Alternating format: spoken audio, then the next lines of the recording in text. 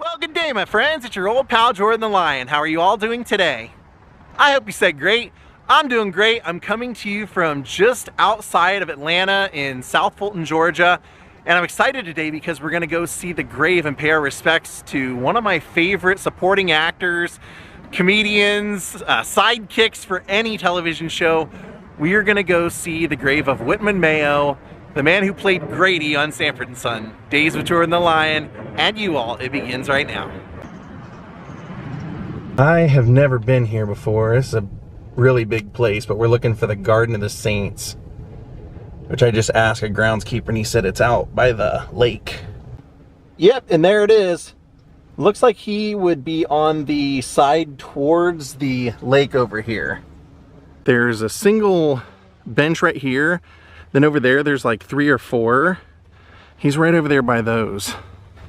Of course, Fred had a lot of great friends and a lot of great sidekicks like Melvin and Bubba, but for me, Grady was my favorite. And when Red Fox ended up taking a hiatus from the show because of a contract dispute, they actually had Grady fill in for him, and then he was so successful that he ended up getting his own show.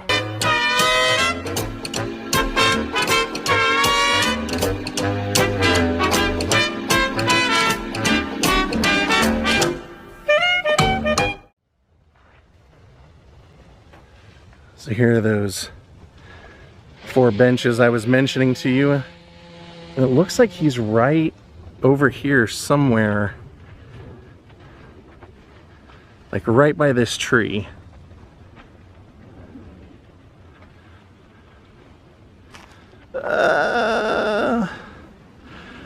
Whitman Mayo. There you are. Right here where the American flag is. Because he was a veteran. He was a lot of things. The guy was awesome. Whitman Mayo, Grady Wilson. They came up with the name of Grady Wilson because of Lamont. The actor playing Lamont was Damon Wilson. His real name was Grady. So they named Fred's friend Grady. Grady Wilson, baby. Whitman Mayo was born in New York City, and his family ended up moving out to Los Angeles when he was in high school. So he ended up graduating high school from Los Angeles and then went to LA City College, which I have vlogged before, talking about how Billy Barty went there. And then he went to UCLA. So I think if you ever watched the Grady TV show, the intro credits has him taking like a bus all over town, and one of the places he ends up going to is UCLA, or he's getting on a bus there. I think that was a nod to his days there.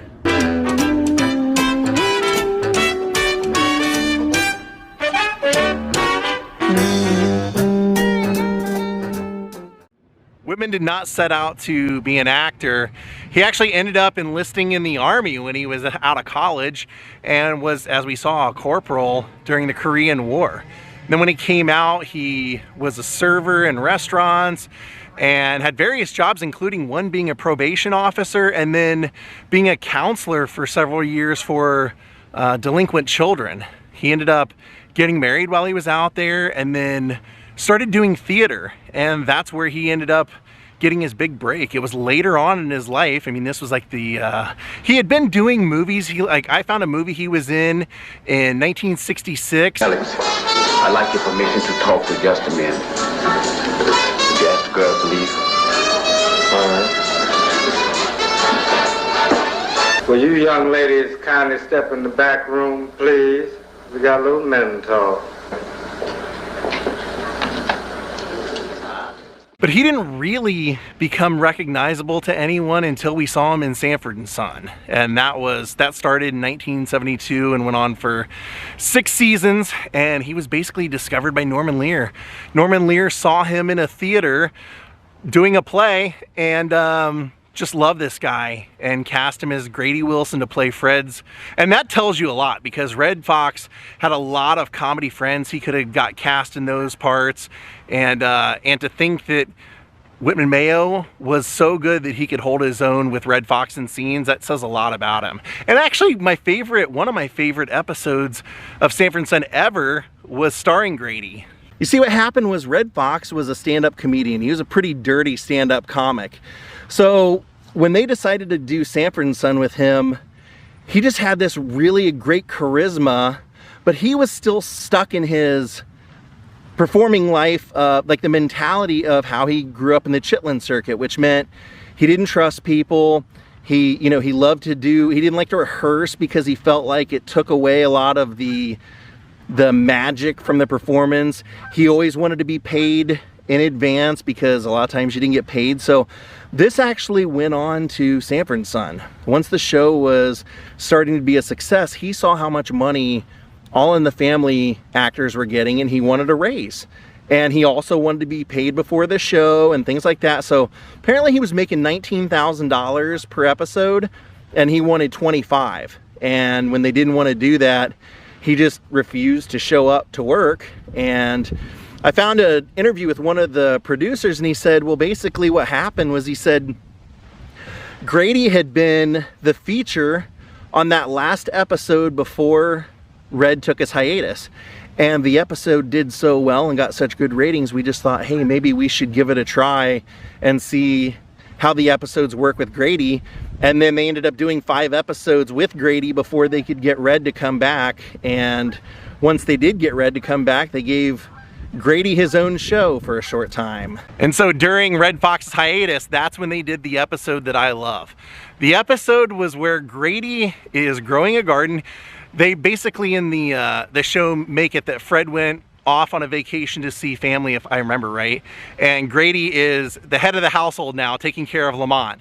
And so Grady is growing a garden. He's working on Fred's garden, and Lamont is complaining that the house is a mess and Grady's not making his bed, nothing's getting done, because Grady's spending all of his time talking to these vegetables. And so Grady says, to prove to you that I'm not wasting my time, I'm gonna make you a very special dinner, this special salad of mine, and the salad, all the ingredients are gonna come from my garden.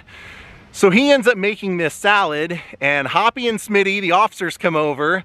He's giving them a drink, and then he offers them one of the salads. And Lamont and Rollo come in and immediately notice that what Grady is calling wild parsley to them looks like marijuana. What's in here? Well, I got some cucumbers, lettuce, tomatoes, hoghead cheese, and a little wild parsley.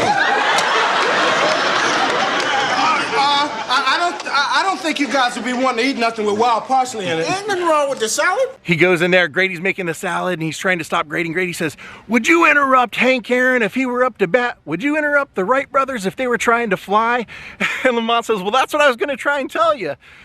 I think what you have in there is marijuana. Marijuana? Wait, Mike, are you crazy? No way. Okay, I'll tell you what I'll do. I just go on out there and ask Smitty and Hoppy if they taste marijuana in the salad. No, wait a minute, Grady, you can't do that. They're the police. Grady says, no, there's no way. He says, well, there's one way to find out. A side effect of eating marijuana is if you do, you get really hungry. You get the munchies. Weren't they in The Wizard of Oz? That was the Munchkins. Oh, yeah. Now, didn't you just love that picture? He says, no, they'll get the munchies. And then they look out and they see both officers eating the salad like they'd never eaten before, just shoveling it in, so they know that they have, Grady has accidentally grown some weed in his garden. Also love the episode where Lamont and Rollo are trying to sneak women in, and Grady's locked him out of the house, so Lamont's trying to sneak in through the window, and when he does, Grady greets him with a shotgun right in his face. Don't shoot, don't shoot, it's me, Grady. Your name ain't Grady, that's my name. It's me, Lamont. Prove it. You can disguise your voice. Burglars do that, you know. What's your father's name? Grady? That's not your father's name. I think what's so cool about Whitman Mayo is he was like just a natural. It just seemed he was naturally charismatic and likable. The character was absent-minded, but when he got mad, and that was like the beauty of Grady. And Whitman Mayo, you know, he had done a lot of acting in his life, so at the end of his life, that's also what he did. His last years, he was living here in Atlanta and was actually teaching drama at a university, which I thought was really cool. But his career didn't end with Sanford and Son. Like I said, he got his own show, it wasn't a success. I tried to watch it. It's pretty hard to watch. It's basically, the story is that his daughter and her husband and the kids moved from Chicago out to Santa Monica, and they want Grady to live with them. So, you know, the show just doesn't really have anything. Like I said, it just didn't, other than him, he's good, but I think he would just been better in a different scenario. Maybe living in a retirement home or assisted living or something like that would have been a lot better, but didn't work out. So they brought him back on to Sanford and Son, and then Sanford and Son ended, and they did the new Sanford and Son, and he was on that. And then they did Sanford Arms, and he was on that. And then he was on Sanford also, so he was on like every show. And then Red Fox went back to doing Las Vegas nightclub acts again. And Whitman used to go out and visit him and Della Reese all the time, apparently. He used to go out there, and he would either sit in the crowd, it would kind of be staged where he would start, you know, a banter back and forth with Red, or he would be behind the curtain and then come out, and people just loved it. But Whitman also continued to act. He was in The Heat of the Night. He was in a really memorable episode for me of Full House, because DJ is a volunteer at a retirement home, and she meets his character there and doesn't realize he has Alzheimer's. So various times she just never, his mood is different than what she expects, and it's really sad episode because so many people now especially are getting Alzheimer's. So he did so many funny things, and one of the funniest things that I remember really didn't have anything to do with him particularly. It was actually the early days of Conan OBrien. I loved Late Night with Conan OBrien. I used to stay up and watched it when I, you know, during the summers and stuff, and he decided to do this crazy campaign where he was looking for Grady. He wanted Grady to be a guest, and he kept saying, like, no matter where they look, they can't find Grady. So they had established like a help hotline for sightings of Grady. We here at the show had the idea to contact Grady, the character from Sanford and Son. Yeah, there he is. And we wanted to put him on our show and help him revive his career, just the way we revived John Travolta and Tony Bennett's career. To make a long story short, we couldn't find Grady. Nobody has seen Grady in years. Yeah, we thought Grady might be in some kind of trouble. Or, God forbid, maybe Grady had even been hurt in some way. We set up a 1-800-GRADY hotline. We asked people with information about Grady's whereabouts to call us. It was so funny. They did like an unsolved mysteries. Grady Wilson, by all accounts, was a kind and gentle man. A man who almost 20 years ago to this day suddenly disappeared without a trace, without so much as a goodbye. And then eventually Whitman Mayo did come on the show, and it was just a really, this is something they drew out for like a couple of weeks, so it was really funny and really quirky and off the wall. And especially for, you know, somebody as cool as that character to have like this thing going on in Late Night, where's Grady? And it's just sweeping the nation when this guy, you know, hasn't been heard from for years. They made up this fake story about how he got beat up on the set of Sanford and Son by Aunt Esther, and he walked off and had never been seen again. So yeah, it was a really funny thing. Even though he always looked older, he was only in his 50s at the time of Sanford and Son, even though he was playing in his 70s. But he sadly passed away of a heart attack in 2001. Rest in peace, Whitman Mayo. Kind of surprised he was buried out here because he spent so much of his time in Los Angeles, but his son was a state representative out here, Ron Mayo, and I believe he still lives out here, so looks like the whole family at some point kind of made their home out here. God, what a funny guy. If you're ever, I mean, just go find, I mean, when he thought he was going to get married, that was another funny one. He telling Lamont and Fred about how he met the woman of his dreams because he was out buying a tie and he couldn't decide on solids or stripes. And she said, have you considered paisley? And he said, no, I haven't. Then it was maroon, so she said it would match his beard because his beard was charcoal. Then she touched his hand when he paid, so he waited for her to get off work and asked her to go out and have a burger with him. And then he said, we sat down to order that burger, I knew she was mine. And he said, how'd you know that? She pay for you? No, she didn't pay for me, but when she ordered, she said, hold the onions. And I knew she was ready for business. He said, and I yelled out, hold my onions too. And at the end of the night, I asked her to marry me. And that's pretty much Grady in a nutshell. Well, my friends, we're going to call it a day from South Fulton, Georgia. Hope this, put a smile on your face. This guy was great. Couldn't find any negative or bad stories about him. And that's always awesome to hear because, nobody is ever expected to be like their character. But a lot of actors get pigeonholed where people think they are that guy. And he got to do a little bit more than that. So that's really cool that his career was not just Grady, but God, he created such a funny guy. Thank you all for watching. We'll see you next time. Have a great night and goodbye.